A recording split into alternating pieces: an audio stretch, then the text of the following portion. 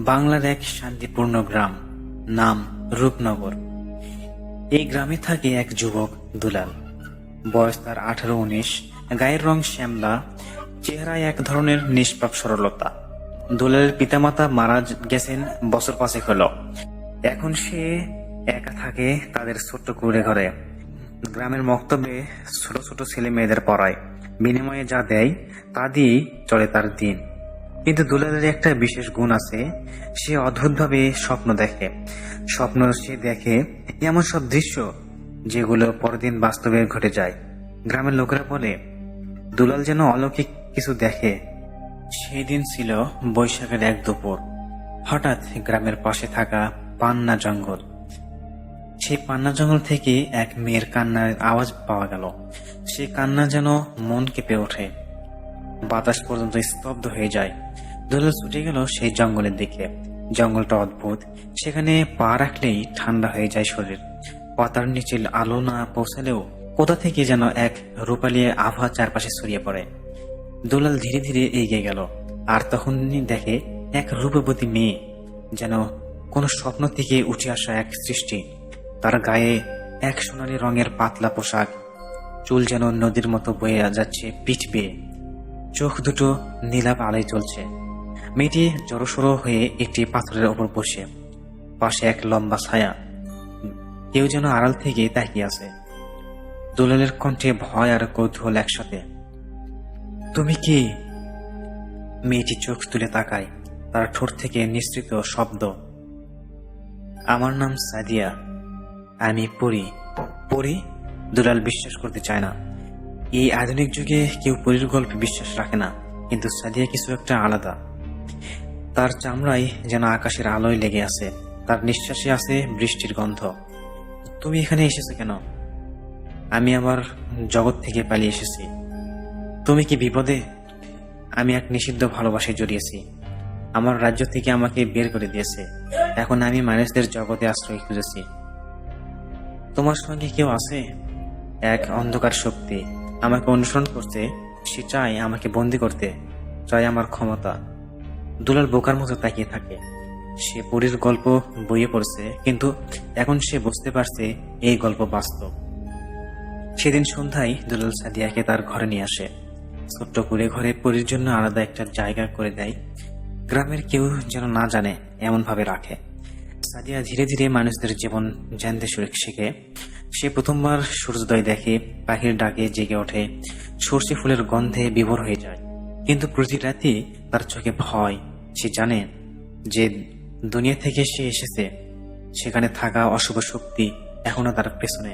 এক রাতে দুলাল জেগে দেখে সাদিয়া জানালার পাশে দাঁড়িয়ে আছে, আকাশের দিকে তাকিয়ে ধীরে ধীরে বলছে, তারা আমাকে খুঁজে পাবে, কিন্তু ততদিন আমি এখানেই থাকব, কারণ আমি কাউকে ভালোবেসে ফেলেছি।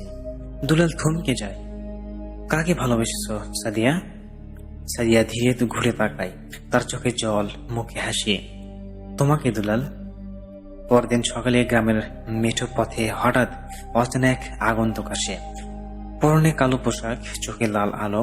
সে গ্রামের মাঝখানে দাঁড়িয়ে গম্ভীর স্বরে বলে, আমি খুঁজছি এক মেয়েকে, তার নাম সাদিয়া। গ্রামের লোকেরা অবাক। কে এই আগন্তুক? কেন সে এত ঠান্ডা চোখে কথা বলছে?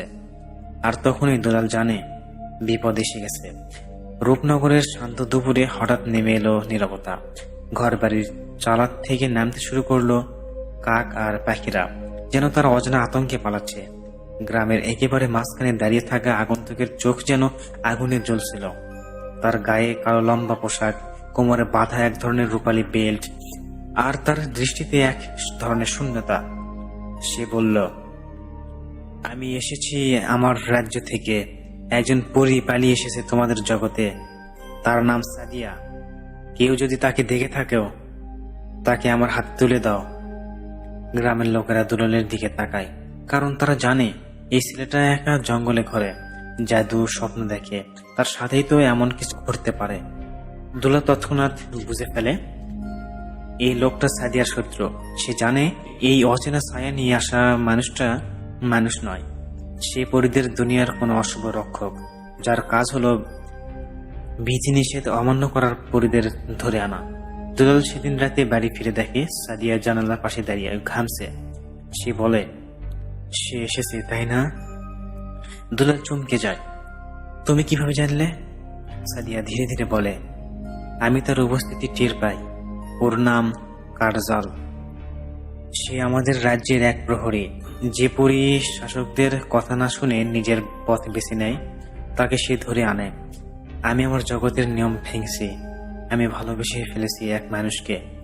দুলাল থমকে যায়। সাদিয়া কি সত্যিই তাকে ভালোবাসে? তুমি কি করবে এখন? সাদিয়া ম্লান হাসে। আমাকে লুকাতে হবে, নয়তো আমাকে ওরা ফিরিয়ে নিয়ে গিয়ে চিরতরে বন্দি করবে। পরের দিন দুলাল চলে গেল গ্রামের বৃদ্ধ কবিরাজ মোল্লা চান্দুকে দেখতে। সে জাদু ঝাড়ফুঁক এসব ভালো বোঝে। দুলাল তার কাছে গিয়ে জিজ্ঞেস করল, ধরো যদি কেউ স্বর্গের মতো জায়গা থেকে এসে আমাদের জগতে আশ্রয় নেয়, তাকে লুকাতে হলে কি করতে হয়? মোল্লা চান্দু তার দিকে তাকিয়ে রহস্যময় ভাবে বলল, তুমি কার কথা বলছো দুলাল? দুলাল কিছু না বলে তার পায়ের কাছে বসে পড়ে। মোল্লা হেসে বলল, তুমি যাই বলো, আমি জানি পান্না জঙ্গলে যাকে তুমি পেয়েছো সে পরী। আমি তার গন্ধ পেয়েছি বাতাসে। সে খুব শক্তিশালী, কিন্তু তাকে রক্ষা করতে হলে কিছু নিয়ম মানতে হবে। কি নিয়ম? তাকে মানুষের বউ বানাও। দুলাল অবাক। বউ? হ্যাঁ, যদি সে তোমার বউ হয়ে যায়, তবে মানুষ আর পরীর মাঝখানে এক সুরক্ষা বলয় তৈরি হয়। কেউ সহজে তাকে ছুঁতে পারবে না। দুলালের হৃদয় যেন বজ্রপাত হয়। সে কি সত্যি প্রস্তুত একজন পরীকে বিয়ে করতে?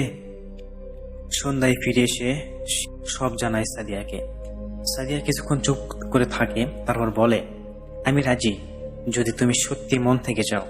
তারা গোপনে কোনো গায়ের মানুষের চোখে না পড়ে গ্রামের বাইরে নদীর ধারে নীরবতার মাঝে একটু আগুন জ্বালিয়ে বিয়ে করে নেয়। সাক্ষী শুধু চাঁদ আর বাতাস। দুলালের মুখে কোরআনের কিছু আয়াত আর সাদিয়ার চোখে জল। সে বলল, আজ থেকে আমি শুধু তোমার আর তুমি আমার। মানুষ পরীর ভালোবাসা আমাদের পথ। পরদিন সকালে কারজাল আবার আসে, তবে এবার তার চোখে আগুনের মতো আগুন নেই, বরং কিছুটা বিভ্রান্তি। সে যেন কিছু খুঁজে পাচ্ছে না। সে বলে, আমি জানি সে এই গ্রামে আছে, কিন্তু আমি তাকে টের পাচ্ছি না, যেন তার অস্তিত্ব ঢাকা পড়ে গেছে। দুলাল সামনে এসে বলল, তোমার খোঁজার দরকার নেই, এখানে কেউ নেই। কারজাল তাকিয়ে থাকে কিছুক্ষণ, তার লাল চোখে একরাশ হতাশা। তারপর সে ধীরে ধীরে চলে যায়, তবে যাওয়ার সময় বলেও যায়, সে যদি ধরা পড়ে আমি তাকে ছাড়ব না। দুলাল ফিরে এসে দেখে সাদিয়া চুপচাপ বসে আছে, চোখে ক্লান্তি। তুমি এখন নিরাপদ? সে বলে, না দুলাল, এখনো না, কারণ আমি গর্ভবতী। দুলাল স্তব্ধ হয়ে যায়।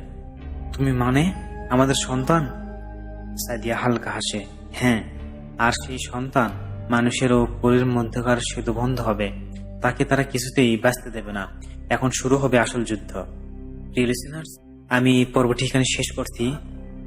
ফিরে আসবো পরবর্তী পর্ব নিয়ে। ততক্ষণ ভালো থাকুন, আমাদের সঙ্গে থাকুন। আল্লাহ হাফেজ।